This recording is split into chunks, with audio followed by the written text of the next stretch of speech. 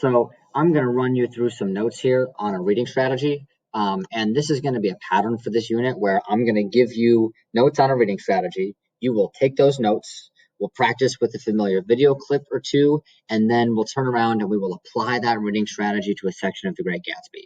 So I need you to pause for a second here in a moment and set up your notes either in your notebook. So just something simple like this, where you set aside several pages for reading strategies, and you go ahead and label strategy 1 here, or in a Google Doc, if that's easier, wherever you want to keep track of things. So pause the video now and set up your notes, and then I will resume. Okay, so we're trying to become better readers of literature here, and there's a few things that good readers do. The first is they recognize when an author is putting a signpost, like a road sign in a text. What I mean by this is that authors across literature, across poems and texts and stories, use a lot of the same tools. And if we can recognize those tools, if we can recognize the signs they're putting out to alert us to specific things, we can be much better readers of literature. So good readers see those signposts, right? And when they see them, they stop. They take note of what the author is doing. They reread that passage, and they recognize this is a chance for analysis. Because of that, good readers remember what they read better, they understand what they read better, and they understand and appreciate an author's craft as a writer. Okay, you didn't need to write this slide down here. I need you to write down, this next part here. So I'm going to jump down to the first reading strategy. You'll want to make sure you put this down in your notes. Call it again and again, right? The first reading strategy is called again and again. This is the simplest one. We can use again and again, right? We should recognize this signpost. Anytime an author repeats something in a text, even if it's across many pages, right? They haven't mentioned something for 50 pages and then it comes back up again. As long as that repetition is intended to make a point, it's a good time to use again and again. Now, there are not a lot of rules about what we can apply this strategy to. It can be a word that comes up over and over. It can be a phrase that a character uses. It can be a color. It can be a physical object, right? Like a phone. Or it could be a behavior. If a character acts the same way in the same sort of situation repeatedly, it's a great time to use again and again. When you get this slide down here, you can move on. Make sure you write down the things on this slide, okay?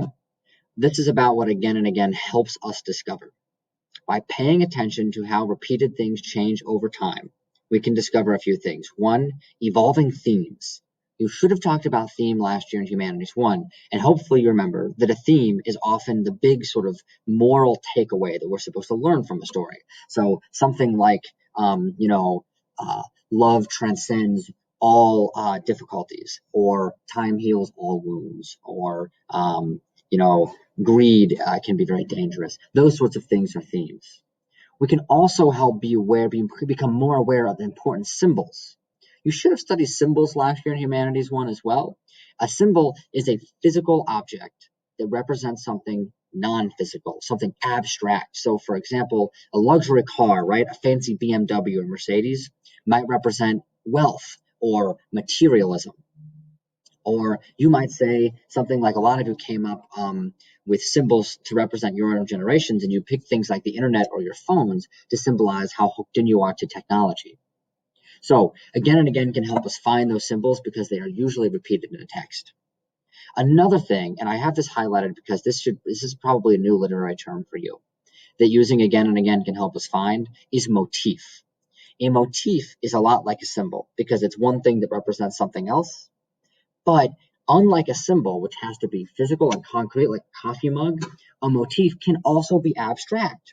So, like when I said earlier that it could be a word, a phrase, a color, a behavior, those would be motifs. An object would be a symbol, but these more abstract things can be motifs. What we really want to focus on with motifs is how the ideas attached to them change across time, how they change over a text, right? It's going to be different in chapter 1 than chapter 10.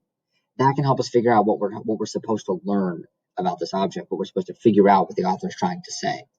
So we're going to practice with a couple of video clips here. Unfortunately, when I'm screen recording like this, it won't let me play the videos and also have the sound. So here's what I'm going to do. I will put the links to these 2 video clips in the description of this video on YouTube, and just in case, I will also put them in the daily agenda. What I want you to do is follow my directions here. We're going to do one at a time, okay? In a moment, I want you to click that first video clip, just the first one. I want you to watch the first, I don't know, like 40 seconds of it. That's all you need to do. And pay attention to these two questions on the screen. First, what is the motif that's in this clip, right? So in this text, which is The Lion King, what is the motif we can find in this scene? Second, how are we supposed to feel about that motif? How are we supposed to feel about it? Okay, go ahead right now, pause my video, click the first video clip, watch the first 30 or 40 seconds asking yourself those questions, and come back. Go. Okay, hopefully watch that first video clip, right? The motif there, pretty obviously, is Hakuna Matata, right? No worries. And hopefully, when you answer the how are we supposed to feel about it question, it was something really positive. We're supposed to feel, carefree, joyful, right? There's beautiful colors. There's upbeat music, right? There's no worries for the rest of your days. That has a really positive tone to it, right? Okay. But when we're following motifs, we have to pay attention to how they change over time and how they come up later in the text. So if this were a book, we would be watching out for something like Hakuna Matata in later chapters. It's a film, so I'm just going to fast forward us through to another scene where this motif comes up again.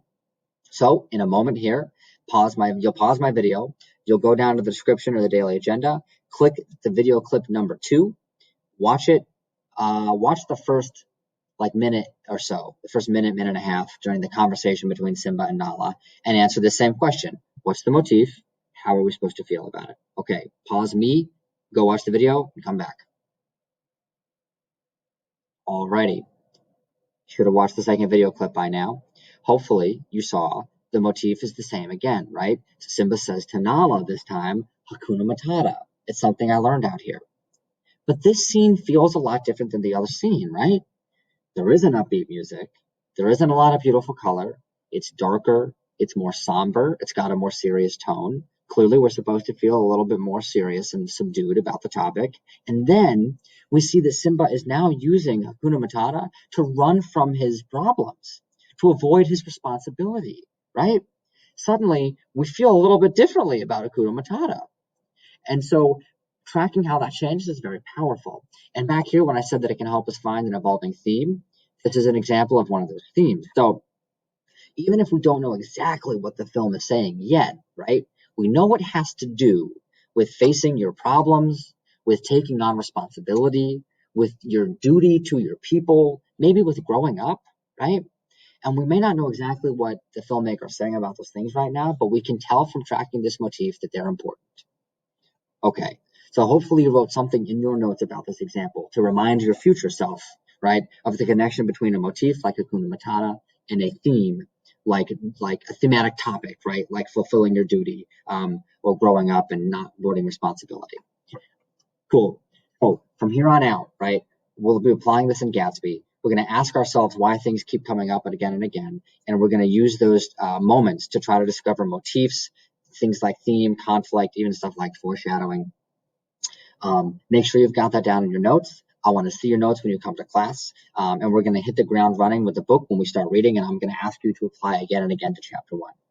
All right. Have a great day. We'll see you soon.